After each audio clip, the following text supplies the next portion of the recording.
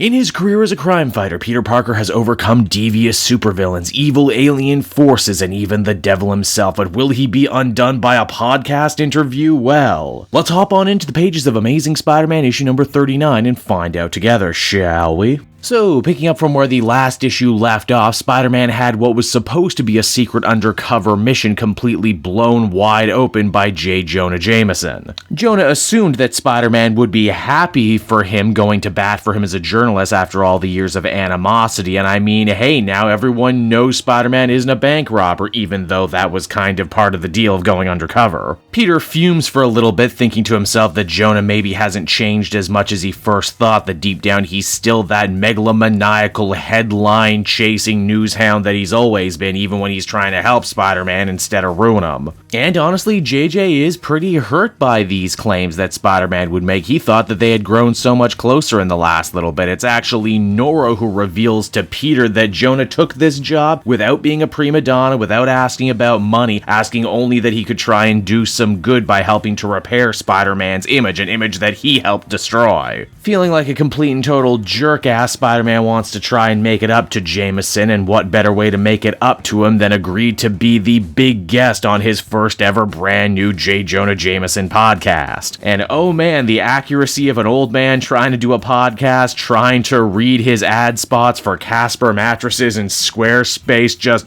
lemon juiced. Now, if you remember in the previous issue, the Foreigner, super assassin, Spider-Man villain, and current love interest of Silver Sable had lost a ton of money gambling on a Spider-Man fight in a supervillain casino. Instead of just paying his tab like a normal person, though, Foreigner decides to play into Chance, the casino boss's own personal gambling addiction, saying he'll go double or nothing if Chance can manage to steal away one of Spider-Man's own web shooters. In fact, he says if he loses, not only will he clear his own tab, he'll clear everyone's tab at the bar that night, because this is what you do in gambling sometimes. When you have a bad hand, you try and buy your way out of it. But of course, this is all just potatoes. The real meat of the story is actually Jameson and Spider-Man sitting down to have themselves a frank little chat, and at first it's completely gentlemanly. They compliment each other, celebrate how they buried the hatchet after all those years of being at each other's throats, and while this is very therapeutic for these two men, it's really bad for podcast metrics, I should know. But wouldn't you know it, Nora was actually 100% correct in her assumption that if they locked these two in the same room together, it wouldn't be long before they found something to fight about, and they do. Peter maybe gives one or too many backhanded compliments, saying, "Boy, sure must be nice to not be a dick anymore, Jonah. Isn't it great not being a dick like you were for so long? Boy, it takes a big man to admit he was wrong, and you were so wrong for so long about everything." Eventually, Jonah feels that his reputation is under attack and says that sure, he may have printed some malarkey here and there, maybe oversold the idea of Spider-Man being a threat and a menace, but it's not to say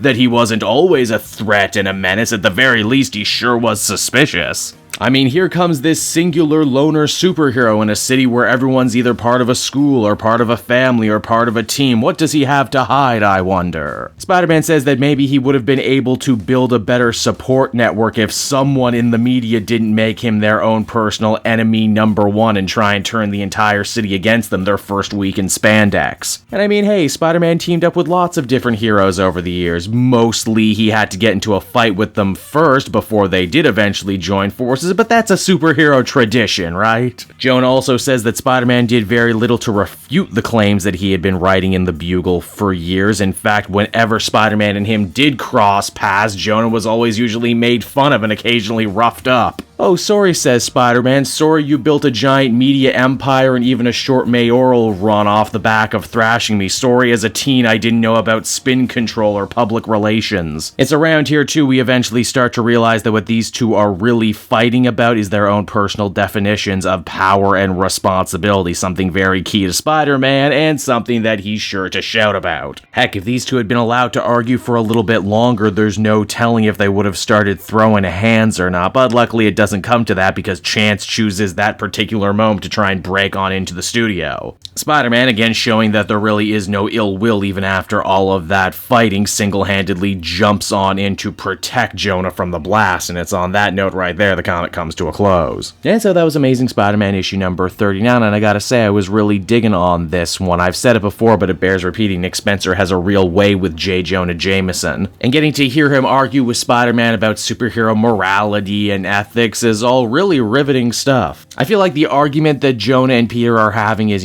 arguments that fans have had for years. Why does Spider-Man seem to have such a problem growing up sometimes? Is that strictly an editorial problem where they kind of tie an anchor around his neck and then blame him for not growing up? Do we as fans maybe sanctify Peter Parker too much, put him on too much of a pedestal, and does that in a way put an anchor around writers' necks? I think by far my favorite exchange through this issue is when Jameson says, alright, let's say for the sake of argument that, I did do all these bad things to you when you started off in your career, I made your life hell, well now I'm trying to do better, writing only good things about Spider-Man, and is your life still the same? If so, maybe it's not just Jameson's fault. Overall, I feel comfortable giving this one an 8 out of 10. This was pretty enjoyable.